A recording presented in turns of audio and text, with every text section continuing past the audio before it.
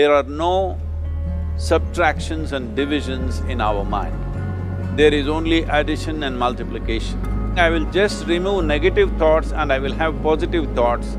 All the best, it's not going to work. It's just that you need to pay little attention as to how it functions. You will see there is a distinction between what is you and what you have gathered.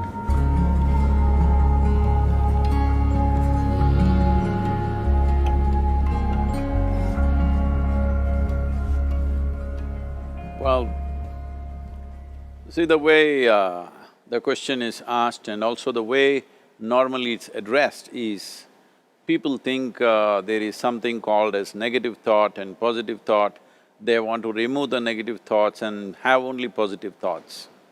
For such people, I would ask them to just experiment for 10-15 seconds.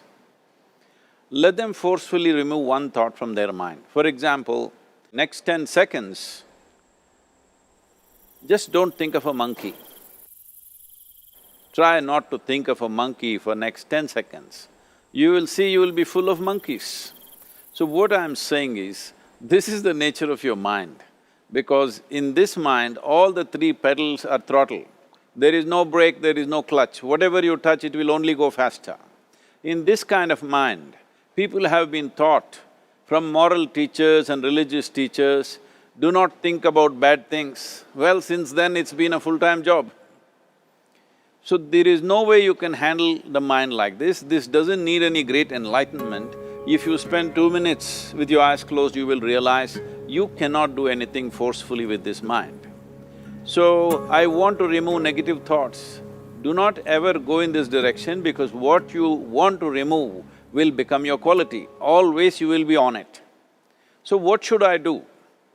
The thing is this, without understanding the fundamental mechanism of this mind, because our mind, human mind, is the most sophisticated computer on the planet.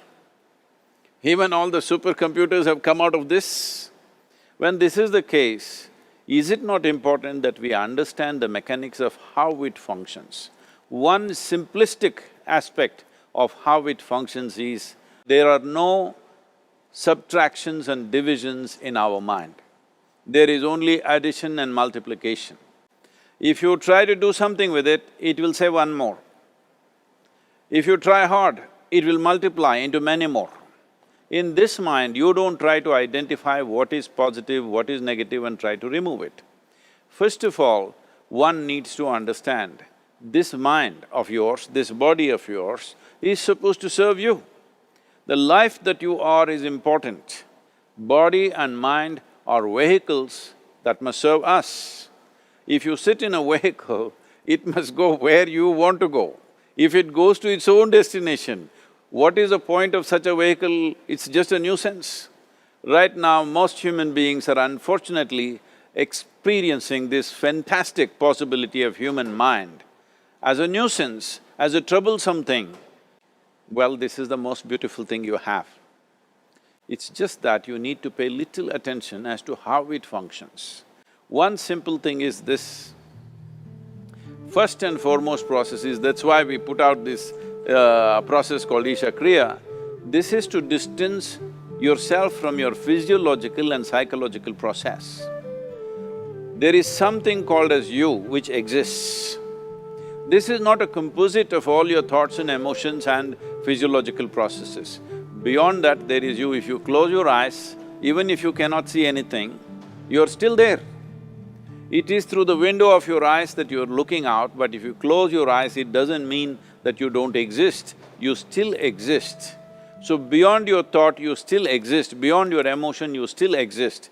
So that you, the life that you are, this has to come into your experience. Why is it that you're not allowing that to come into your experience, which is the most significant aspect of who you are? Who you are right now, the most significant aspect is, you and me are alive right now, this is it. What I'm thinking, what you're thinking is not the important thing. We are alive right now, that is the important thing.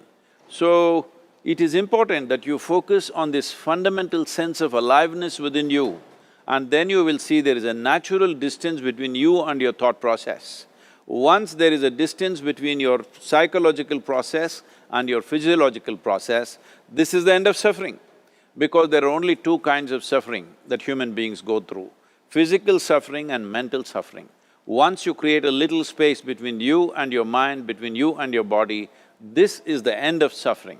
This is something every human being has to experience and know, otherwise thinking I will just remove negative thoughts and I will have positive thoughts, all the best, it's not going to work 100%, it's not going to work because nobody can remove it, they can avoid it for some time. So when negative thoughts come, you say Ram Ram, Shiva Shiva, whatever you want, but this is just avoiding, it's not gone. The moment you stop that, it will pop back with great force, otherwise it'll come back in your dreams. So it's very important, first of all you need to understand your anger, your resentment, your fear, your anxieties, the negativity that you generate. Generally resentment, anger, it is always directed towards somebody. But we need to understand this is poisons that we are drinking and expecting somebody else to die. Fortunately, life doesn't work like that. If I drink poison, I die. If I drink poison, you don't die. So, we need to understand this. When I say poison, today you can have yourself chemically analyzed. Right now, what is your blood work, what it says? 5 minutes of intense anger, check your blood work and see, there will be lots of negative elements in it, literally you're poisoning yourself. So, do you want to poison yourself? Definitely not. Now the very question is coming from certain helplessness, what shall I do? Don't do anything, just sit back and just concern yourself with something which is a life process. Maybe your heartbeat, maybe your breath, maybe just a sensation of being alive. Depending upon how sensitive or how perceptive you are, accordingly, find something. It could be a sensation in the body, it could be breath, it could be heartbeat, it could be anything, something which indicates life to you. Just pay attention to that for some time. Slowly you will see there is a distinction between what is you and what you have gathered, which includes both your physiological and psychological possibility or mess, whatever you made out of it.